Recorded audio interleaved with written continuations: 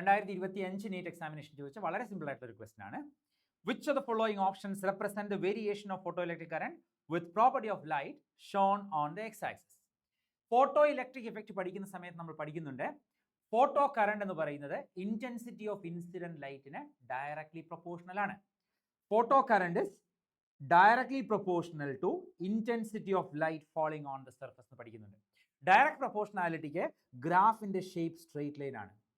So ഇവിടെ intensity x ആക്സിസിലും photo current y ആക്സിസിലും പ്ലോട്ട് ചെയ്തിരിക്കുന്നു. ഈ ഗ്രാഫ് കറക്റ്റ് ആണ്. ഫ്രീക്വൻസിയുമായുള്ള ഡിപ്പെൻഡൻസ് എങ്ങനെയാ? ഫോട്ടോ കറന്റ് എന്ന് പറയുന്നത് is independent of frequency of light ആണ്.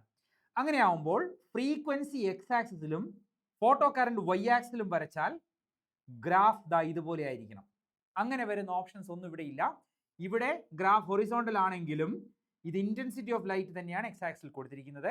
സോ ആ ഓപ്ഷൻ കറക്റ്റ് അല്ല. ഫ്രീക്വൻസി എക്സ് ആക്സിൽ വരുന്ന ഗ്രാഫ് ഇവിടെയുണ്ട്. സോ ആ ഗ്രാഫും ഇവിടെ മാച്ച് ചെയ്യുന്നില്ല. സോ അങ്ങനെയാവുമ്പോൾ കറക്റ്റ് ഓപ്ഷൻ എ ഓൺലി ആണ്. Option 2 is correct.